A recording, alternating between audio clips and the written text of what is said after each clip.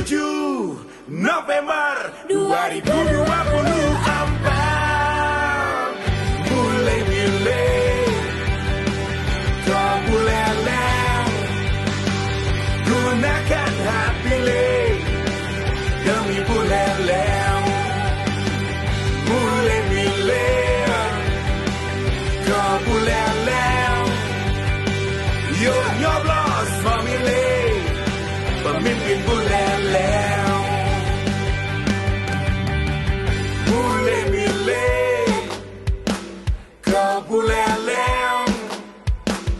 gunakan hak pilih demi buleleng mulai milih kau buleleng yuk nyoblos memilih pemimpin buleleng 97,9 FM, 101,2 FM, dan AM 1080 kHz Pro 1 RRI Singaraja. Kanal informasi dan inspirasi.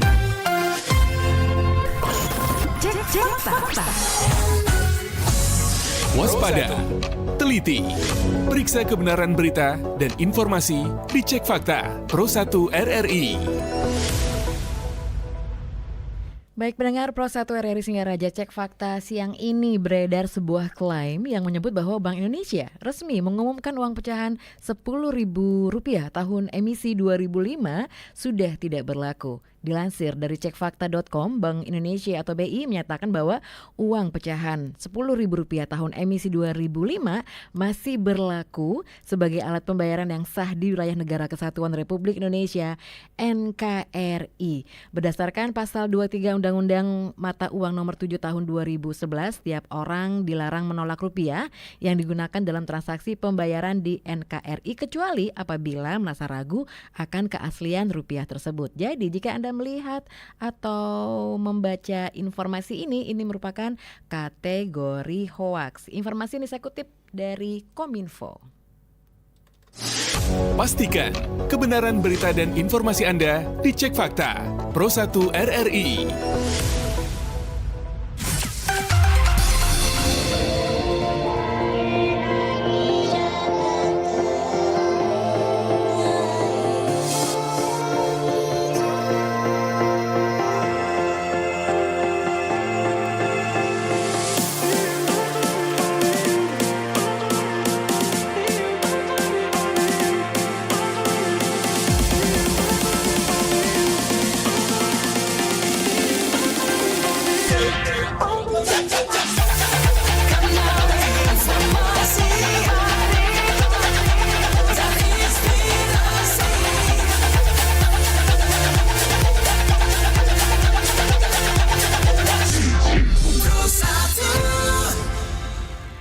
Baik pendengar Pro 1 RRI Singaraja dimanapun Anda berada dan pemirsa kanal YouTube RRI Singaraja Official. Selamat siang, berjumpa lagi bersama saya Irna hari ini, hari Selasa 8 Oktober 2024. Dan seperti biasa, Singaraja siang ini kami ada dialog interaktif dan kali ini kami sudah bersama dengan narasumber kami yaitu Ibu Bidan Nyoman Mandayani SST KEP MAP. Om Swastiastu, selamat siang. Om Swastiastu, Mbak Ibu Irna. Manda, Bidan Manda ya manggilnya ya. Oke, terima kasih sudah bisa hadir siang ini Bidan Manda. Dan kita akan membahas topik optimalisasi MPASI cegah stunting. Karena memang kalau stunting ini masih menjadi perhatian ya, Bu Bidan ya. Sekali. Ya, seperti apa Bu Bidan? Sebelumnya saya ucapkan selamat siang dulu kepada Pak Irna, kemudian kepada pemirsa RRI Pro 1 Singaraja. Untuk hari ini saya diundang dalam interaktif mewakili Dinas P2KB P3A Kabupaten Buleleng. Ya. Dan saya sendiri di sini sebagai Kepala Bidang Keluarga Berencana, Ketahanan dan Kesejahteraan Keluarga. Jadi benar sekali kalau masalah stunting ini masih menjadi perbincangan hangat di Pemkab kita selain untuk pencegahan atau penuntasan kemiskinan ekstrim ya. Stunting itu masih menjadi sorotan kita semua. Dan untuk diketahui bahwa stunting sebenarnya sudah dikenal oleh masyarakat, cuman mereka belum paham apa sih sebenarnya penyebabnya, bagaimana caranya mencegahnya, dan itu yang perlu kita banyak untuk mengedukasi kepada masyarakat. Sebenarnya stunting itu diidentikan dengan pendek ya, tubuh yang pendek. Tetapi tidak semua orang yang pendek itu disebut dengan stunting. Namun balita atau bayi yang terstandarisasi stunting itu pasti pendek. Gitu. Karena ini penilaiannya adalah dari tinggi badan sesuai dengan usianya atau sesuai dengan umur. Nah, itu stunting. Sebenarnya stunting ini adalah merupakan kegagalan tumbuh dan berkembang. Ini disebabkan karena asupan gizi yang kronis ataupun terjadi infeksi yang berulang, sehingga ini yang ditandai dengan ukuran tinggi badan seseorang atau balita itu tidak sesuai dengan usianya, dan ini sudah ditetapkan atau diukur melalui tabel WHO yang sudah ditetapkan oleh Kementerian di bidang kesehatan. Nah, itu standarisasi kita, sehingga kita bisa mengatakan bahwa balita itu beresiko stunting. Nah, baik. Jadi resiko stunting juga di usia rentang usianya bisa disampaikan juga, Bu Bidan? Nah, untuk deteksi risiko stunting ini pengukurannya atau pemantauannya itu dari bayi baru lahir 0 sampai 24 bulan sampai 2 tahun. Itu pemantauan kita di sana untuk mengklasifikasi apakah baduta itu beresiko stunting atau tidak. Nah, cuman penyebabnya atau kita bisa melakukan intervensi tidak hanya pada saat bayi atau balita itu, tapi dari awal kita sudah harus bisa melakukan pencegahan sehingga tidak terjadi kasus stunting ini, gitu. Baik, karena memang kalau boleh dikatakan ini stunting ini baru istilahnya muncul lagi booming-boomingnya di tahun ini ya Bu ya, gitu ya hitungannya. Di tahun walaupun di tahun sebelumnya ada, cuman di tahun ini lagi gencar-gencarnya nih. Ya. Kasus ini sebenarnya sudah dari dulu cuman ini sekarang menjadi target prioritas pemerintah. Bagaimana cara pencegahan atau meminimalisasi terjadinya stunting, karena efek kedepannya itu memang sangat banyak sekali dari stunting ini. Nah, itu yang dipikirkan oleh pemerintah dan sehingga sekarang menjadi tren. Gitu, ya. Baik. Itu baru awalnya dulu ya Bu Bidan ya, mengawali jumpa kita untuk siang ini. Jadi untuk pendengar dan pemirsa, Anda juga bisa bergabung bersama kami dengan mengirimkan chat Anda atau menghubungi kami melalui line telepon 0362246644 ataupun bisa melalui live chat kami di kanal YouTube RRI Singaraja Official ataupun chat kami di WhatsApp 0811 399 9790 untuk topik kita hari ini. Silakan, mungkin ingin berbagi dengan Ibu Bidan, boleh ya Bu Bidan ya? Ya, boleh. silakan. Baik. Nanti kan sesaat lagi kami akan segera kembali.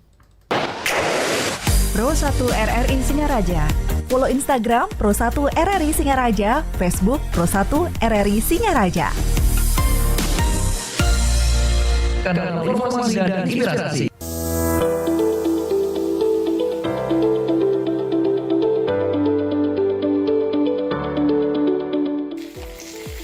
Putri, Ya Bu, bagaimana persiapan pernikahan kamu? Sudah beres semua? sudah dong Bu. Putri bersama Beli Putu sudah mempersiapkan semuanya. Mulai dari undangan, pakaian, catering, dan gedungnya Bu. Semua sudah siap. Yakin? Sudah semua Put? Karena ada loh yang lebih penting, yaitu pencegahan stunting. Apa Bu? Pencegahan stunting?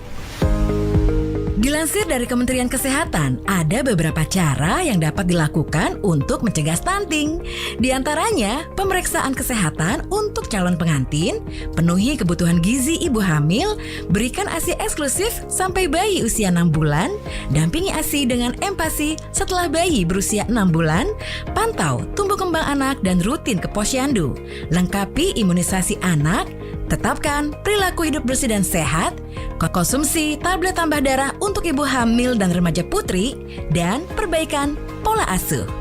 Mari cegah stunting demi generasi yang sehat dan berkualitas menuju Indonesia Emas 2045.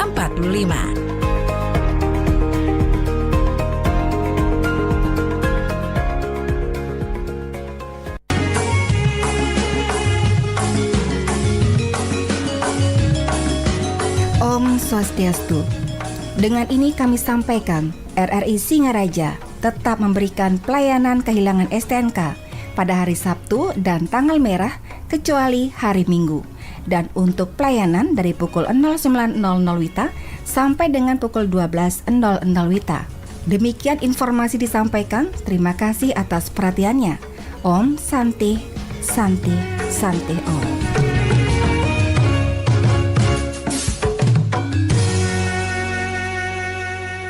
Pro 1.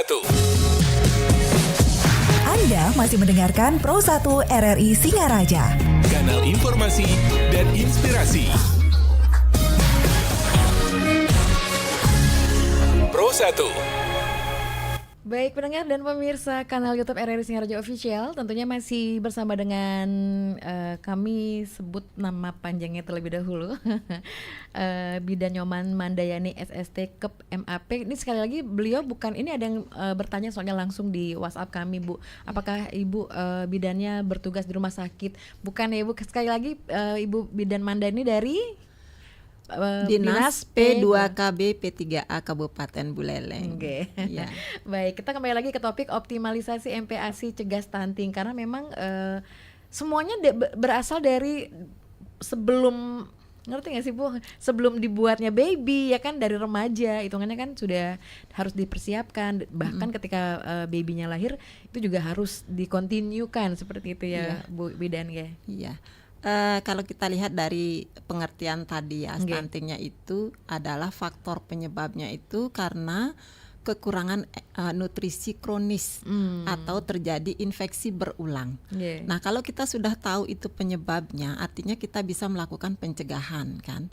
Cuman pencegahannya kita tidak hanya lakukan setelah bayi itu ada, tapi dari awal sebelum bayi itu diproses gitu. Jadi dari hulu istilahnya. Ini dari remaja perlu kita persiapkan, terutama remaja putri, begitu juga remaja putra yang akan menjadi pasangan. Kan? Kalau khusus untuk remaja putri nanti dipersiapkan akan menjadi calon pengantin yang nantinya akan menjadi ibu hamil, itu perlu kita persiapkan kesehatan reproduksinya. Karena ini akan sangat berpengaruh untuk perkembangan janin yang ada di dalam kandungannya. Nah, untuk program saat ini kita ada program remaja yang menyasar sekolah ya, SMP dan SMA. Itu dari Dinas Kesehatan ada pemberian tablet tambah darah. Jadi remaja itu wajib untuk mengkonsumsi tablet tambah darah setiap minggu sekali. Remaja putri? Ya, remaja putri khususnya ya. Remaja putri itu setiap minggu sekali dan selama mengalami menstruasi. Ini untuk mencegah terjadinya anemia. Nah, karena anemia ini kalau terjadi pada remaja putri ini akan mempengaruhi kesehatan reproduksinya. Tapi remaja putra juga punya peran itu. Jadi diharapkan remaja putra itu tidak merokok, ya, walaupun pengaruhnya pada selain pada dirinya sendiri juga akan berpengaruh nanti kepada pasangannya atau calon pasangannya, karena akan memaparkan asap rokok pada remaja putri ataupun nantinya sebagai calon pengantin ya calon istrinya akan terpapar asap rokok. Ini akan mempengaruhi juga proses kesehatan reproduksinya. Itu jadi semuanya saling berperan di sini. Itu untuk di remaja. Jadi diupayakan remaja putri itu untuk minimal lah mengkonsumsi tablet tambah darah untuk menjaga kesehatan reproduksi. Nah, saat ini Dinas Kesehatan itu baru menyasar yang di sekolah. Nah, yang di luar sekolah, yang tidak sekolah remaja putrinya bagaimana nasibnya itu ya. Jadi kita dari Dinas P2KB P3A kita punya program generasi berencana, kita punya duta genre di sana. Jadi di semua desa dan kelurahan itu diharapkan terbentuk duta genre desa yang nantinya akan bisa memberikan informasi terkait kesehatan reproduksi remaja dan nanti kaitannya untuk pencegahan stunting. Gitu, Mbak. Baik. Jadi memang dari remaja dan akhirnya nanti siap untuk menjadi seorang ibu, Ya, dan benar. akhirnya setelah melahirkan sang baby juga harus dapat perhatian dari MPASI itu ya. Ya, ini berkelanjutan. Jadi berkelanjutan. setiap tahapan kondisi perempuan itu ada upaya-upaya untuk mencegah terjadinya stunting. Nanti baik. kita bahas Boleh. satu persatu. Boleh, Ya. boleh. Mungkin langsung saja Bu Bidan, apa Bisa. gimana? Boleh? Boleh. Silakan. Seperti apa? Tadi saya sudah sampaikan untuk yang di masa remaja ya, Iya. untuk konsumsi tablet tambah darah dan juga perencanaan usia untuk Menikah. benar. Jadi ideal usia menikah untuk yang perempuan itu adalah minimal 21 tahun. Kalau yang laki-laki itu minimal 25 tahun. Karena diharapkan pada usia itu mereka sudah siap secara fisik, mental dan ekonomi. Nah, ini semua kan akan mempengaruhi nanti perkembangan rumah tangga sekaligus bagaimana merencanakan keluarga, dan ini juga akan mempengaruhi bagaimana perkembangan calon bayi yang akan dilahirkan. Itu. Kemudian untuk ibu hamil, jadi kalau dia sudah mengalami kehamilan, diharapkan ibu hamil itu mau memeriksakan kehamilannya itu selama hamil dalam keadaan normal, itu minimal 6 kali melakukan pemeriksaan kepada tenaga kesehatan. Nah, dalam proses pemeriksaan kehamilan itu ada beberapa indikator nanti yang mendapatkan pelayanan di sana ya. Nanti itu akan dijelaskan kembali oleh tenaga kesehatan yang memberikan pelayanan untuk pemeriksaan kehamilan. Di sana langsung akan diberikan KIE, masalah apa yang ada pada saat itu.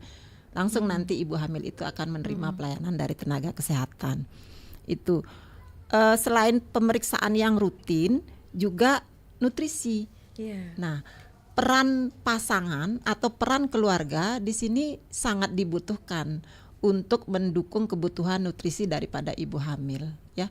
Walaupun ibu hamil itu kelihatannya sehat ya, karena itu kan dianggap normal, perempuan hamil itu normal kan. Tapi di sana perlu dukungan fisik, psikologis terutama. Mental. Iya benar, karena perkembangan psikologis ibu hamil itu sangat berpengaruh pada janin yang dikandungnya. Ini juga merupakan stimulasi yang berpengaruh pada perkembangan janin itu. Besar sekali. Kalau kita bicarakan itu tidak Gak cukup habis, waktunya iya. ya. Jadi Gak kita cukup, ambil dulu bener. ujung-ujungnya Iya, saja. siap, Bu Bidan. Ya. Nah, itu pemeriksaan yang rutin dan juga nutrisi, menjaga kesiapan mental ibu hamil. Kemudian pada saat ibu setelah melahirkan. Nah, jadi ibu melahirkan tidak kalah pentingnya juga perhatian atau dukungan keluarga atau pasangan ya untuk kesehatan ibu setelah melahirkan, karena mereka sekarang tidak hanya menghidupi kebutuhan nutrisi untuk ibunya saja, tapi juga untuk bayinya juga kan. Nah, ini malah tambah berat ini ibu setelah melahirkan, sehingga ada yang dikenal dengan namanya baby blues ya. Ini perlu perhatian sekali. Karena ini juga akan mempengaruhi pola asuh ibu kepada anaknya nanti. Dan ASI eksklusif ini sangat ditekankan. Jadi diupayakan bagaimanapun seorang ibu itu bisa menerapkan ASI eksklusif, pemberian ASI saja tanpa yang lainnya dalam waktu rentang umur 0 sampai 6 bulan bayinya. Nah, tidak dilupakan juga ibu pasca melahirkan diingatkan untuk menggunakan alat kontrasepsi. Ya, jadi ini untuk mencegah terjadinya 4T ya. 4T, jadi 4 terlalu, jangan sampai terlalu cepat melahirkan, jangan sampai terlalu banyak atau terlalu sering melahirkan gitu ya. Terlalu muda. Nah, ini dengan perencanaan pernikahan tadi. Terlalu dekat ya. Terlalu dekat juga ya. Terlalu tua juga jangan ya. Umurnya sampai lebih dari 35 tahun itu kita mesti pikirkan resikonya. Bahwa ibu hamil itu banyak mengalami resiko setelah kalau dia itu terlalu tua. Jadi ini yang perlu perencanaan keluarga. Salah satunya adalah dengan menggunakan alat kontrasepsi. Kalau seperti dulu itu kan banyak ibu-ibu setelah melahirkan, kalau belum menstruasi enggak usah pakai KB lah, enggak apa-apa begitu ya. Itu salah ya, Dok? Salah itu. Sebenarnya dari hasil penelitian bahwa kembalinya kesuburan seorang wanita setelah melahirkan itu dalam waktu 21 hari itu sudah kembali kesuburannya. Walaupun perempuan ini belum mengalami menstruasi. Sebenarnya kesuburannya itu sudah kembali. Jadi kan ada istilahnya ngidam 3 bulanan ya. Nah itu salah satu contohnya. Makanya diupayakan pada periode nifas, masa nifas, 0 hari sampai 42 hari, ibu yang setelah melahirkan itu diupayakan sudah menggunakan alat kontrasepsi. Itu untuk ibu pasca salin ya.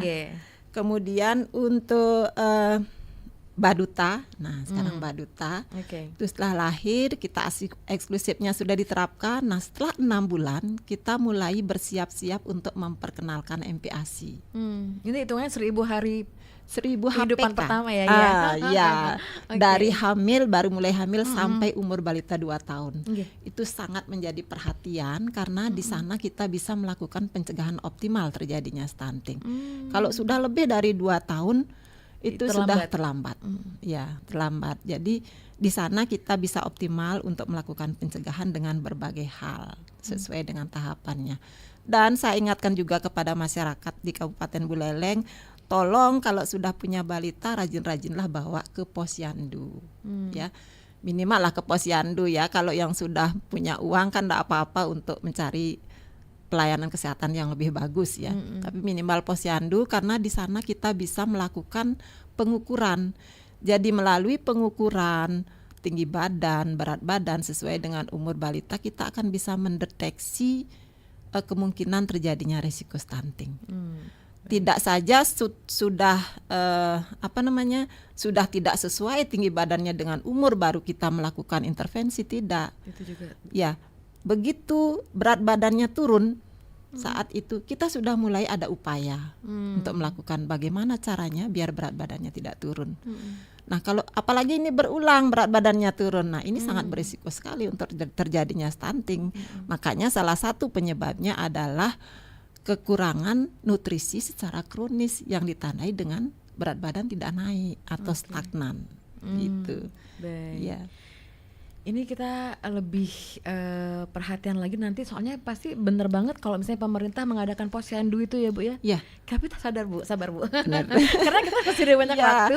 Ini banyak sekali ya benar-benar. sebenarnya. Nanti kita akan bahas lagi pendengar dan pemirsa.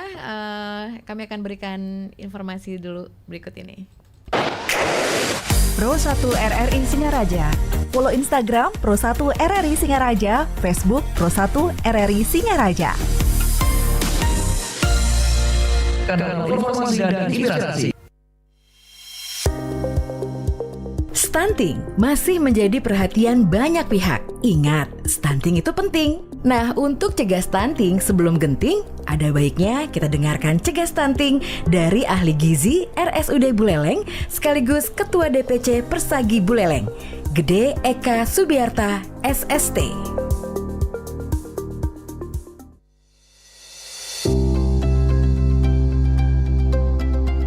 Stunting adalah kondisi ketika anak mengalami gangguan pertumbuhan dan perkembangan akibat kekurangan gizi yang berlangsung dalam jangka waktu yang lama, yang berakibat anak mempunyai tinggi badan yang pendek serta mengalami hambatan perkembangan kecerdasan.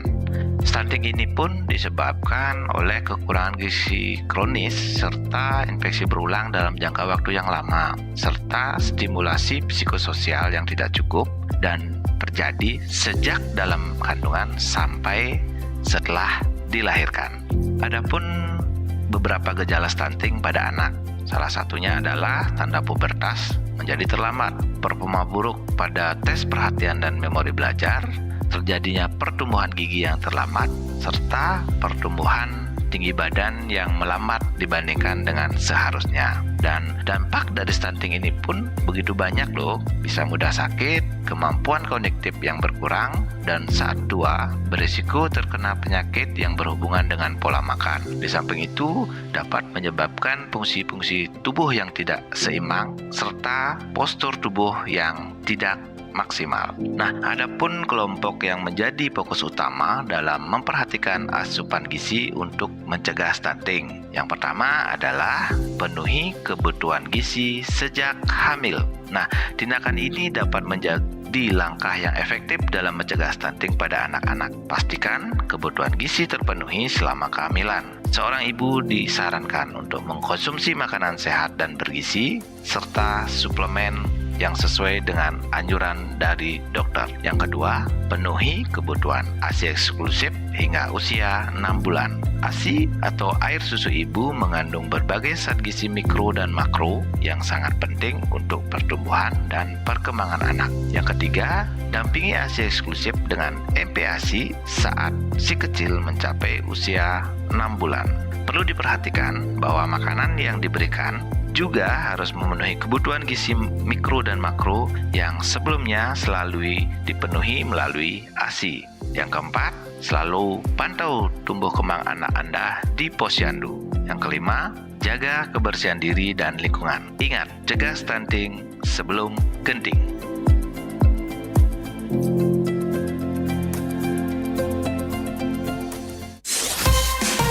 Pro 1. Kanal informasi dan inspirasi.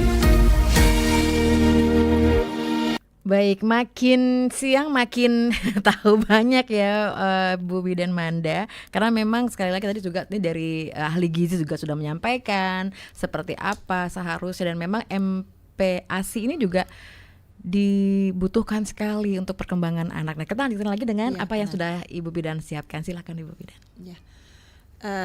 Tadi sudah disampaikan ya dari gizi bahwa MPASI itu memang perlu kita persiapkan juga setelah ASI eksklusif kan. Jadi MPASI ini kita akan perkenalkan di awal itu dari umur 6 bulan. Nah, sebenarnya masalah-masalah yang namanya tidak ada nafsu makan atau anak-anak tidak mau makan kan, itu sebenarnya bukannya mereka tidak mau makan, tapi karena kesalahan kita memperkenalkan secara dini apa itu yang namanya makanan pendamping. Nah, kemarin saya juga sempat mendengar dari ahli spesialis anak ya, bahwa nafsu makan berkurang pada anak-anak itu juga dipengaruhi sebenarnya bagaimana stimulasi kita dari selama proses kehamilan. Itu katanya sangat berpengaruh. Nah, jadi selama proses kehamilan, ibu hamil itu perlu belajar untuk mengkonsumsi makanan-makanan bergizi. Yang bergizi itu tidak harus mahal, ya. Jadi kita upayakan pangan lokal yang ada. Buah-buahan kita punya banyak jenis sayur juga banyak kan. Kurangi makan makanan siap saji. Nah, sekarang ibu-ibu muda kan biasanya seperti yang itu, simple maunya ya. yang simple. Nah, ini sebenarnya tidak bagus untuk perkembangan bayi dalam kandungan, dan nanti akan mempengaruhi juga pola makan anak setelah lahir, gitu. Jadi apa yang kita lakukan selama proses kehamilan itu akan secara psikologis mempengaruhi anak kita nanti setelah berkembang di luar rahim, ya. Kemudian perkenalan awal untuk makanan, memperkenalkan jenis makanan kepada anak itu juga harus menjadi perhatian.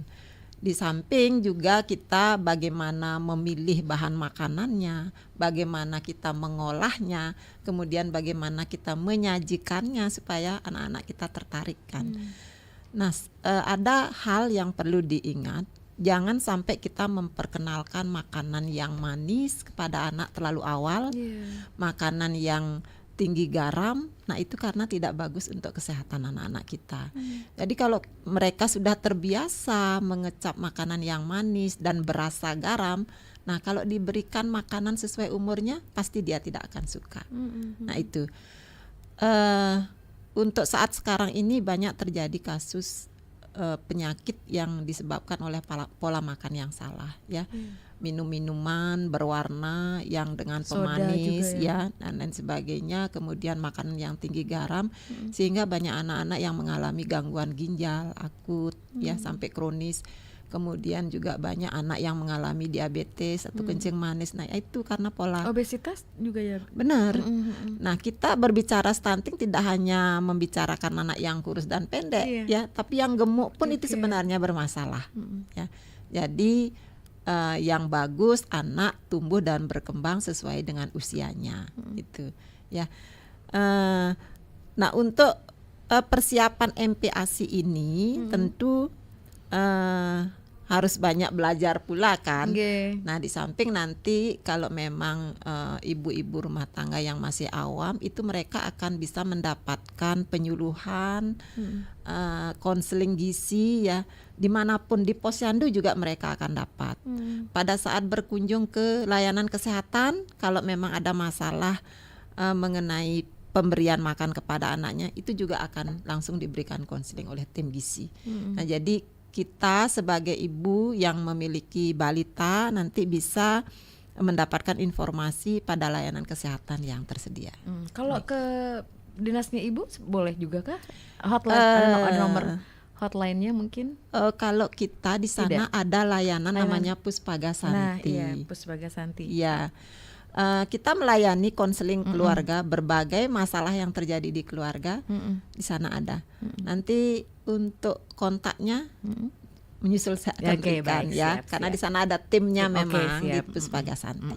Baik, mungkin saya boleh menyampaikan pertanyaan terlebih dahulu Niki, Ibu Bidan, dari pendengar kami yang sudah dikirimkan melalui WhatsApp 0811 399 9790 sebelum dilanjutkan lagi ya. Oke, selamat siang untuk Ibu Bidan, salam kenal. Oh, ini dari Dinas P apa tadi? P2KB P3A ya. Memang agak susah, panjang sekali. Kalau yang panjangnya lebih panjang lagi. Makanya dipersingkat ya Bunda. Oke. Pertanyaannya adalah ini pengalaman dari adik kandung saya yang baru memiliki putra di usia ke-35, baru akan, karena lagi hamil maksudnya. Nah, itu adalah pertanyaannya, apakah memang banyak keluhan atau seperti apa sih Dok? Padahal sudah rajin sekali cek ke dokter. Nah, kalau misalnya itu saja gimana sih?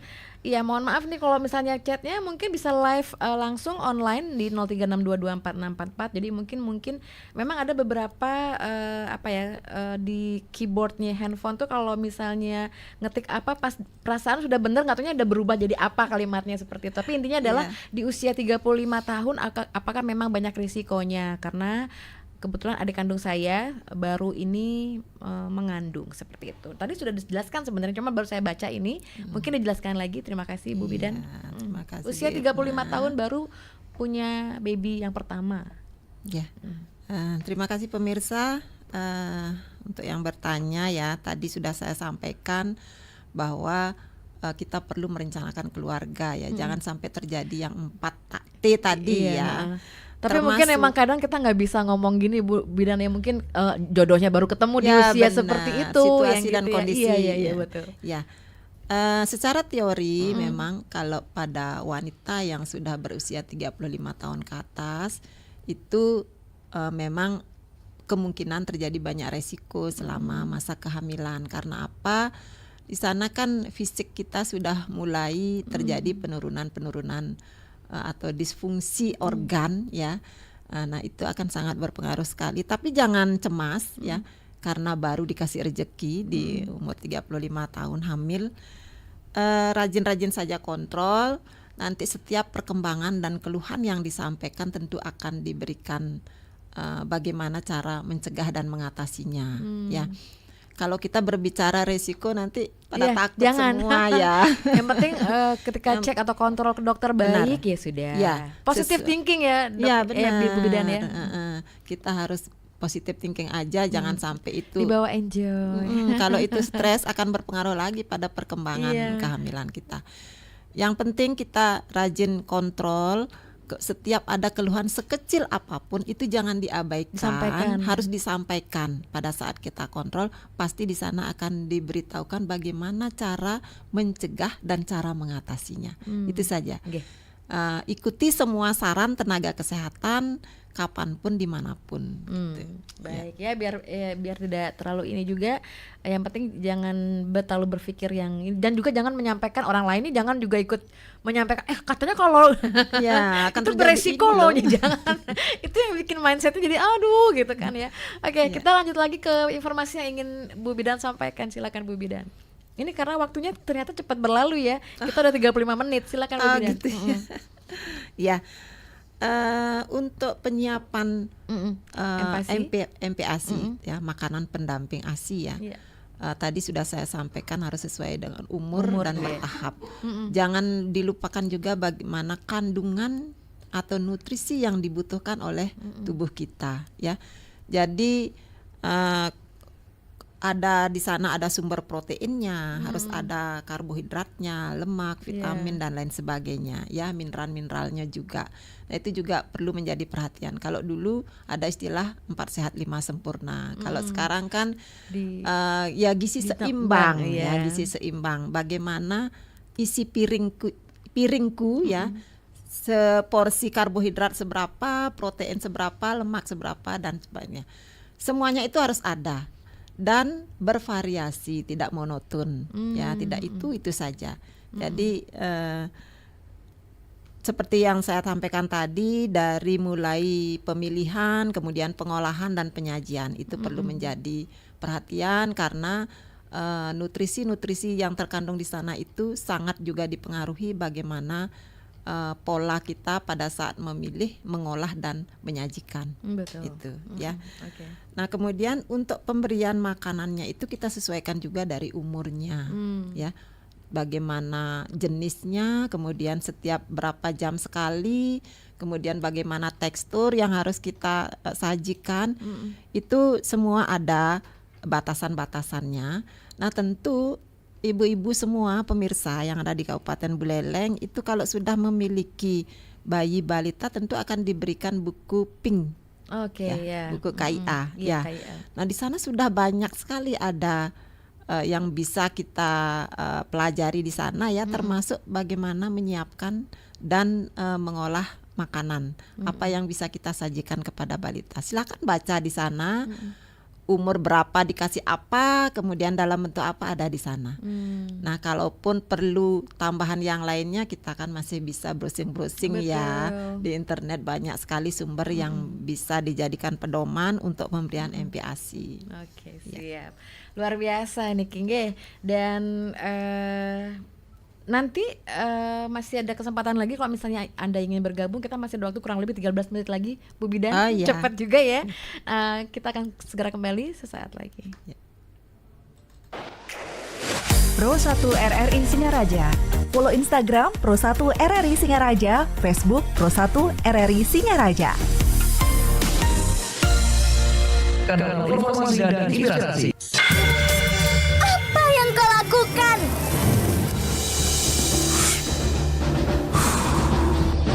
Ada apa, Maria? Kau tahu, kan anak kita masih balita. Tapi kenapa kau masih merokok? Memang kenapa, Maria? Memang kenapa kau bilang? Kau tahu, asap rokok ini membahayakan anak kita. Bisa meningkatkan resiko stunting. Aku tidak mau anakku mengalaminya. Ya sudah, nanti aku matikan. Tidak semudah itu, Ferguson. Karena cegah stunting itu penting. Cegah stunting itu penting. Matikan rokokmu atau aku akan pergi. Tunggu, Maria. Maria!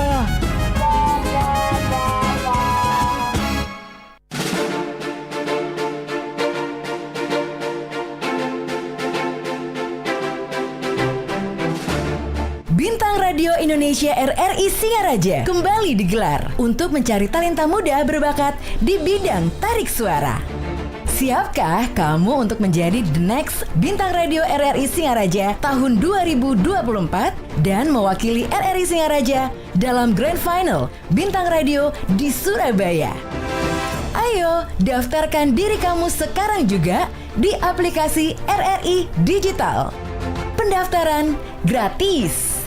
Informasi mengenai persyaratan pendaftaran dapat dilihat di media sosial Instagram @RRI Singaraja, Facebook @RRI Singaraja, dan media TikTok RRI Singaraja.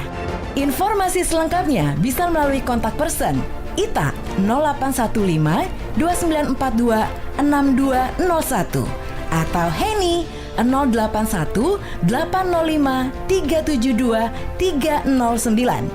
Tunjukkan suara emas dan talenta bermusikmu dalam kompetisi Bintang Radio Indonesia RRI Singaraja 2024.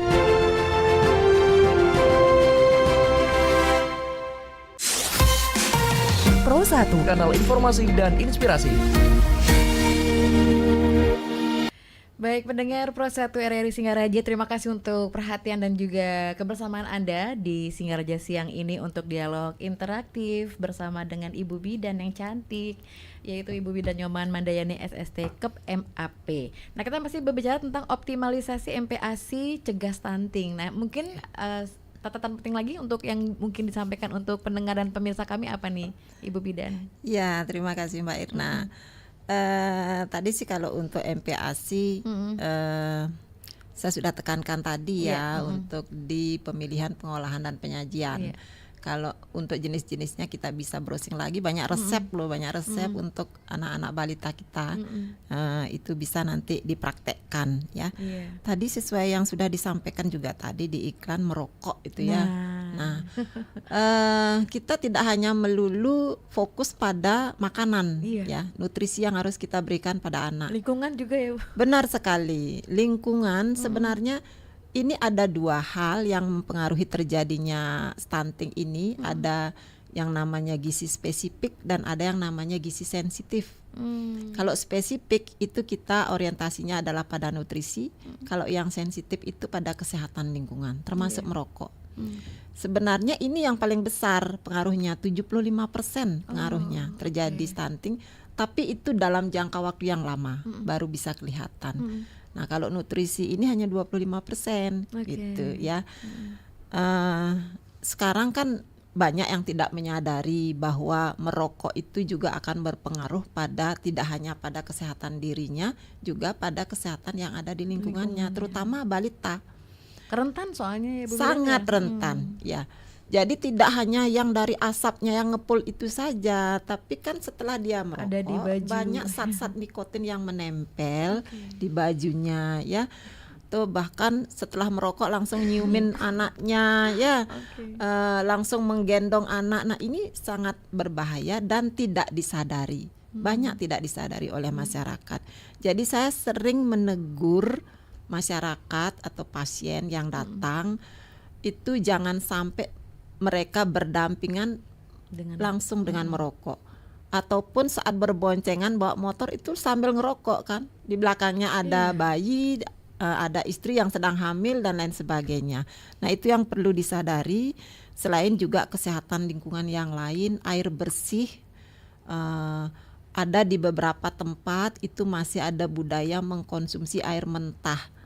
Ya, karena mereka percaya bahwa air kelebutan itu sudah dianggap bersih dan layak untuk dikonsumsi. Padahal itu kan belum melalui tes pengujian.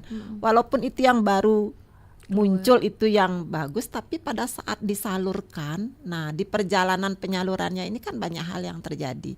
Kontaminasi banyak terjadi di sana. Itu.